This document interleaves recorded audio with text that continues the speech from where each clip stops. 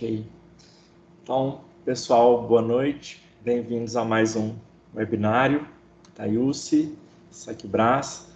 Hoje nós vamos ter o Bruno Guzmão Vieira. O Bruno, ele fez graduação e mestrado na Universidade Federal de Viçosa.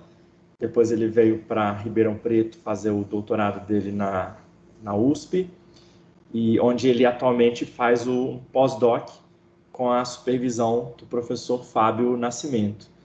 E vai falar um pouco sobre neuroetologia de abelhas.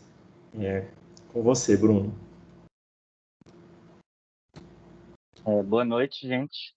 Primeiro, gostaria de agradecer o convite, né, por estar apresentando o trabalho que foi desenvolvido na minha tese aqui. E eu vou falar um pouco para você sobre estratégias defensivas e neuroetologia em abelhas sem ferrão. Como o André disse, eu sou pós-doc no Laboratório de Ecologia e Comportamento de Insetos Sociais, sob supervisão do professor Fábio. Bem, acredito que todo mundo aqui trabalha com insetos sociais, mas sempre é importante relembrar, né?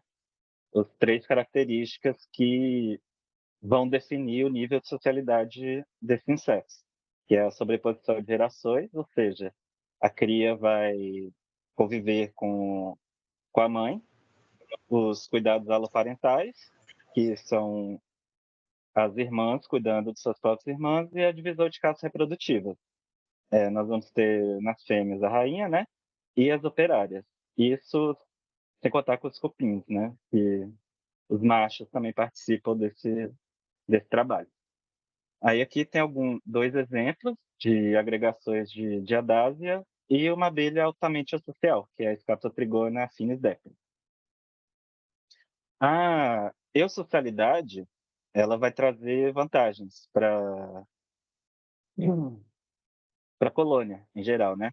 Porque nós vamos ter uma especialização das operárias em funções, muitas vezes dependendo da idade e fisiologia das mesmas, né? E nós vamos ter uma melhora na comunicação, tanto relacionada à defesa quanto relacionada ao forrageio, por exemplo, POP e etc. E na eusocialidade, nós vamos ter no ninho um estoque de recursos dessas abelhas.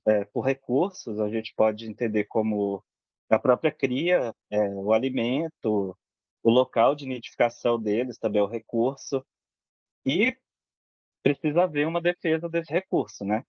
E como nós vamos ter esses insetos especializados em funções, uma das funções é a defesa. Então, nós vamos ter uma melhor defesa do ninho, nesse caso. E em alguns insetos sociais, essa defesa da colônia é feita por uma subcasta morfologicamente especializada, que são soldados, né? Nós temos aqui na esquerda um soldado de ata, comparado com uma mínima, que dá para ver que é bem conspícua a diferença. E na direita nós temos um soldado de cupim. E esses indivíduos que vão estar atuando, principalmente eles, né, na defesa da colônia. Não só ele, na maioria dos casos. E a principal defesa das abelhas seria o ferrão, né? Mas nós temos aqui as nossas abelhas nativas que têm o ferrão atrofiado. Então, como que elas vão defender esse recurso na colônia? Primeiramente, nós temos a comunicação química como a mediadora da defesa. As abelhas vão secretar o feromônio de alarme, esse feromônio vai volatilizar no ambiente, né? E aí nós vamos ter as respostas de defesa das outras operárias. Essa resposta pode ser de mordida, deposição de resina no invasor. Nós temos secreção de ácido, como a oxitrigona.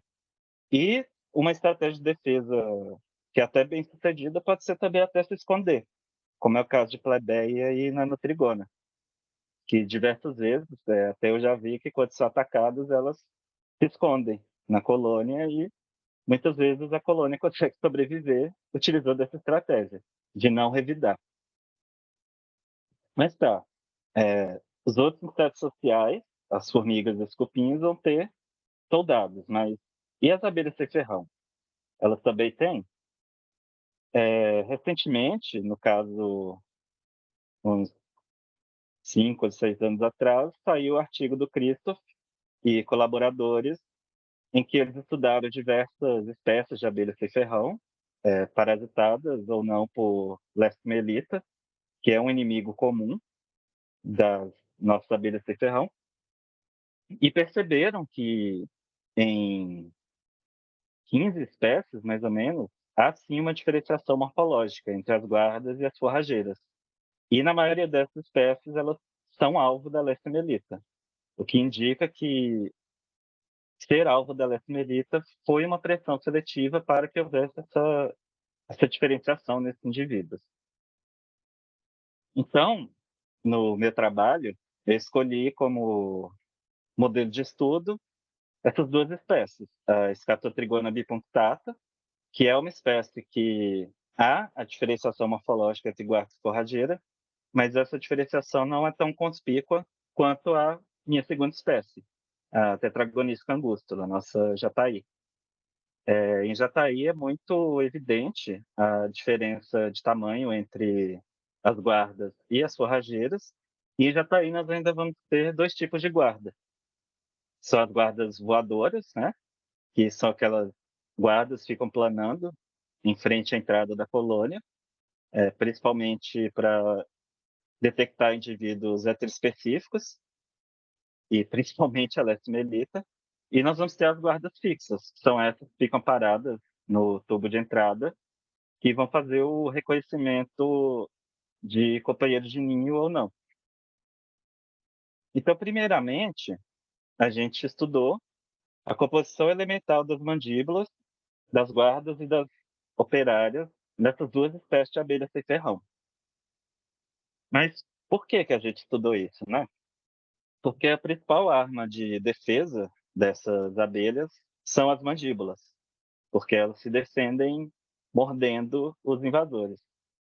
E em diversas espécies, desde insetos solitários até altamente associais, como a ata, a gente vai observar um enrijecimento das estruturas. Pode ser o ovipositor, pode ser a ponta da mandíbula de ata. E esse enrijecimento é devido à presença de zinco e manganês, o que proporciona uma maior proteção ao desgaste e torna a estrutura mais dura, né? E o que é interessante em abelha sem ferrão é que nós vamos ter diferentes formatos de mandíbula. Esse estudo de 2015 do Shackleton e colaboradores, eles estudaram a mordida suicida em espécies de trigona como uma estratégia de defesa. E eles também fizeram um comparativo entre os diferentes formatos de mandíbula que vão ser utilizados para essa defesa, né? Nós vamos ter desde as trigonas, com os dentes bem acentuados, até Melipona quadrifaciata e Apis mellifera, que nós temos a mandíbula praticamente lisa. Em Apis mellifera, que não usa a mandíbula para se defender, é meio que esperado isso, né? E ela vai ter esse formato. Mas em trigona, que é altamente defensiva, nós vamos ter um formato que realmente é para triturar os inimigos. E qual foi o nosso objetivo nesse trabalho?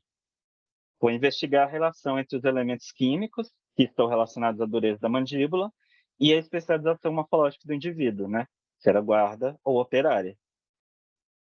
Então, nós dissecamos essas mandíbulas, colamos em um stub, que é essa segunda foto, e levamos para a microscopia de varredura, acoplada a um espectrômetro de difração de raio-x. Então, nós comparamos duas partes da mandíbula em cada face, tanto a face anterior quanto a face posterior. Nós vamos ter aqui no número 1, que é a ponta da mandíbula, e o número 2, que é uma região mais para o meio da mandíbula. As fotos de cima são de tetragonística e as de baixo são de Scaptotrigona. E é interessante ver que em Scaptotrigona nós temos dois dentinhos na mandíbula e em tetragonística é quase lisa. Aí, quais foram os resultados que nós encontramos em Tetragonisca? Muito interessante é que os elementos que conferem a dureza, as estruturas em outras espécies, não foram encontrados em nenhuma parte, em nenhuma face das mandíbulas delas, nem em guarda, nem em operária. Simplesmente não achamos zinco ou manganês. Não tem diferença entre guarda e forrageira, tanto entre as faces ou entre os pontos, mas o que nós vamos encontrar é que há diferenças entre a região 1, que é a ponta da mandíbula, e o meio da mandíbula, tanto na face anterior quanto na face posterior dela. Aí aqui nós temos dois gráficos do PCA que nós fizemos, mostrando que na região distal da mandíbula nós vamos ter uma maior deposição de elementos químicos, silício, sódio, fósforo, magnésio, enxofre, potássio, etc. Nós achamos até ferro, tanto na face posterior quanto na face anterior. E é importante falar que a maior parte dos elementos encontrados na mandíbula, obviamente, foi carbono e oxigênio, porque o equipamento não detecta hidrogênio. Foram 90% da concentração relativa. Então, nós ignoramos esses dois elementos e focamos apenas nos que tinham mais que 0,1%, porque nós encontramos traços até de titânio, que imagino que seja contaminação, né? E em Captotrigona também não encontramos zinco e manganês, mas nós encontramos diferenças significativas entre as guardas e as operárias na região da ponta da mandíbula.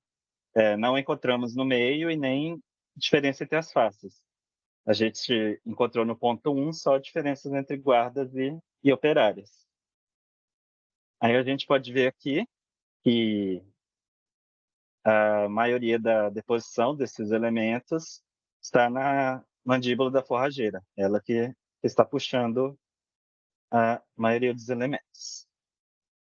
E o que isso nos diz sobre a rigidez da mandíbula nesses indivíduos? Que diferentes estratégias de defesa estão relacionadas à dureza da mandíbula. Eu trouxe aqui alguns exemplos de fotos que eu tirei de mandíbulas de diferentes espécies e com diferentes formatos, que vão ter estratégia de defesa diferente. Então, a dureza da mandíbula pode não ser tão importante assim para a defesa desses bichos. E outras funções da mandíbula que podem ser mais importantes no tanto no formato quanto na dureza, como por exemplo, forrageamento, nidificação e etc. Nós vamos ter uma maior deposição de elementos químicos na ponta, não são os elementos químicos que a literatura define como responsáveis pela rigidez, mas que podem proporcionar uma maior proteção ao desgaste. Nós não sabemos, é uma hipótese levantada. E também qual seria a origem desses elementos? Por exemplo, alumínio, ferro, magnésio, porque pode ser uma mineralização, né? E pode estar relacionado à rota metabólica do desenvolvimento desses bichos. Já pode estar presente na alimentação e com isso foi sendo depositado na mandíbula. E como nós encontramos diferenças entre as operárias de Scatotrigona e as forrageiras, talvez o tamanho das estruturas, como a cabeça, por exemplo, a relação cabeça e tórax, pode não ser o único fator que vai distinguir essas duas subcastas morfológicas, nesse caso, né? A gente está falando de um bicho que a diferenciação morfológica entre guarda e forrageira não é tão acentuada quanto em outras espécies, mas que tem essa diferença na ponta da mandíbula. Então, pode existir muitos outros fatores, até internos do bicho, que nós não sabemos, que podem diferenciar a subcasta. E também, o que nós podemos hipotetizar, né, uma ideia é que talvez a dureza da mandíbula para esses indivíduos, tendo em vista o comportamento de defesa deles, que é a mordida suicida, no caso, que eles mordem e simplesmente não abrem mais a mandíbula, pode ser os músculos mandibulares, ao invés da dureza ou até da forma. Às vezes, ter uma musculatura mais bem desenvolvida é muito mais importante do que ter a mandíbula dura, não é? E, como nós estamos falando de defesa, nós utilizamos tetragonisca angústula, que nós vamos ter a diferenciação morfológica, e também temos a diferenciação comportamental entre as guardas. Nós vamos ter dois tipos de guarda, e nós vamos ter as guardas maiores que as forrageiras. Então, nós resolvemos estudar o cérebro dessa espécie e relacionar com essa especialização comportamental voltada à defesa. Esse é o nosso trabalho publicado, não é? Eu e o Lohan dividimos a primeira autoria, e o Fábio e o Sandoz dividiram a autoria sênior, em que nós estudamos justamente o tamanho do cérebro e essa especialização comportamental na Jataí. Essa é a Jataí, para quem não conhece, a cabeça dela, no caso, né? E aqui é a cabeça dela depois que a gente abre. É meio confuso aí o que está acontecendo, mas no final nós temos o cérebro bonitinho da Jataí. E o cérebro é dividido em várias neurópilas. As neurópilas são as regiões sinápticas do cérebro. Nós vamos ter o lobo óptico, que no caso nós conseguimos pegar a medula e a lóbula. A lâmina, infelizmente, foi danificada nos procedimentos. O lobo antenal, responsável pela percepção de cheiro, odores e demais pistas químicas. O corpo central, que faz a integração entre as neurópilas, e os corpos pedunculados, ou corpos cogumelares, né? Nós temos a medula, o pedúnculo e o cálice. Os corpos pedunculados são responsáveis pela aprendizagem e memória do indivíduo. Em insetos sociais, nós vamos ter bastante neuroplasticidade fenotípica. E o que é isso? Dependendo dos estímulos recebidos pelo indivíduo, ele vai conseguir reorganizar suas neurópilas de modo a atender esses estímulos e cumprir a sua função. Os estímulos podem ser tanto extrínsecos, vindos do ambiente, e intrínsecos, da própria fisiologia do indivíduo, porque conforme a idade muda e a função, o cérebro também vai mudar. E insetos sociais são ótimos modelos de estudo neuroanatômicos e relacionados ao comportamento, porque eles têm o cérebro relativamente pequeno, né?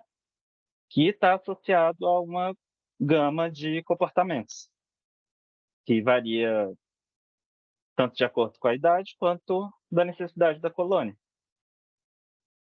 E na plasticidade fenotípica nós vamos ter a regra de Hale, que quanto maior uma estrutura, menor vai ser a outra. No caso, quanto maior a cabeça, relativamente o cérebro vai ser menor, porque não tem como o indivíduo despender tanta energia e recursos para que o cérebro acompanhe o crescimento da cabeça. Então, nós vamos ter as guardas com o cabeção delas, com cérebros relativamente menores, como a gente pode ver de exemplo aqui nessa imagem. O cérebro da guarda ocupando essa porção da cabeça, enquanto que o cérebro das minors ocupando uma maior porção da cabeça. E nós podemos ver até aqui como as neurópilas estão diferentemente distribuídas no cérebro de cada um desses grupos. Nós temos um estudo aqui de Muratória, utilizando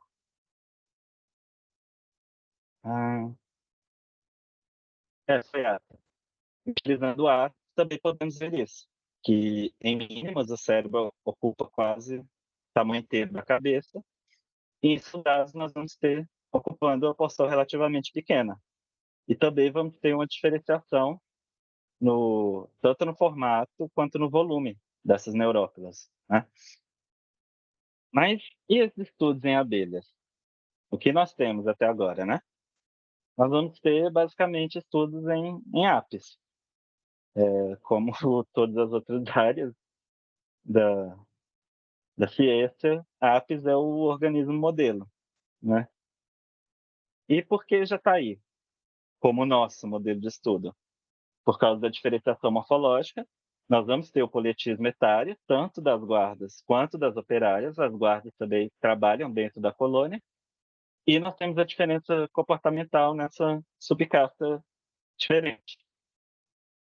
Então, nossos objetivos foram investigar o relacionamento entre o tamanho corporal e o tamanho do cérebro em indivíduos desempenhando função de meia-idade relativa, né? Comparando as guardas e as forrageiras, e também associação entre a especialização das guardas de tamanhos similares e comportamentos diferentes, que são as guardas fixas e as guardas voadoras.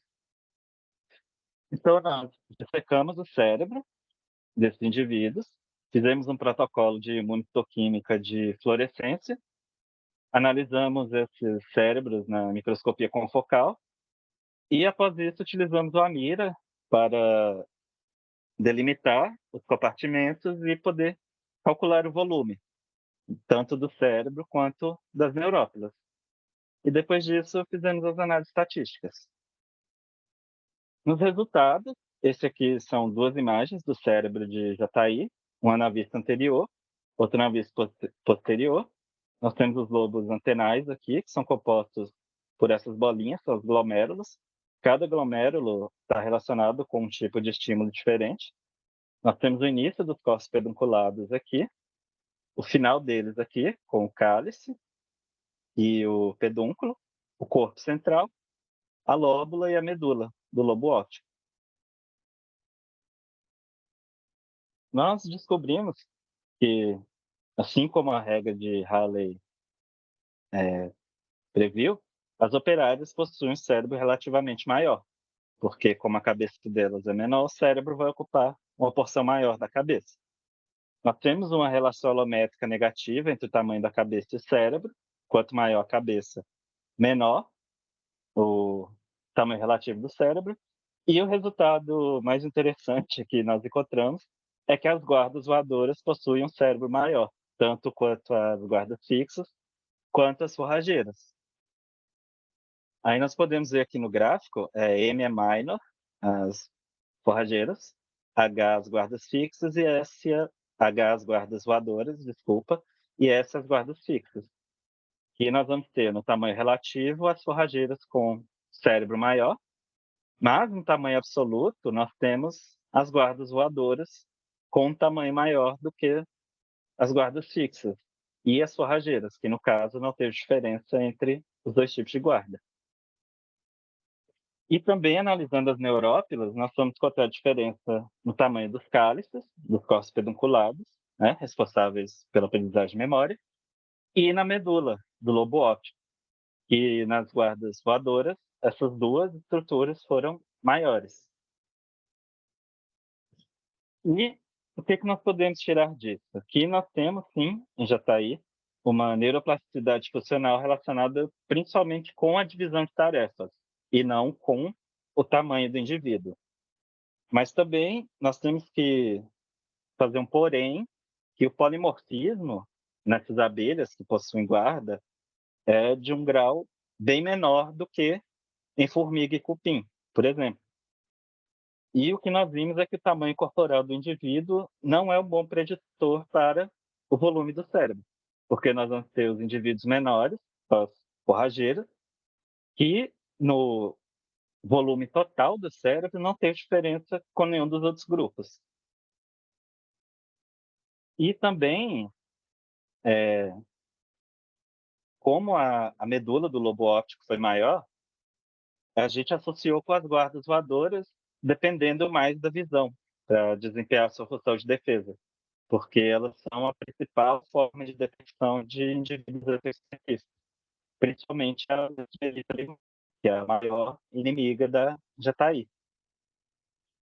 E nós vamos ter, num estudo que nós estamos finalizando para publicar, nós vimos que existem comportamentos complementares entre esses dois tipos de guarda.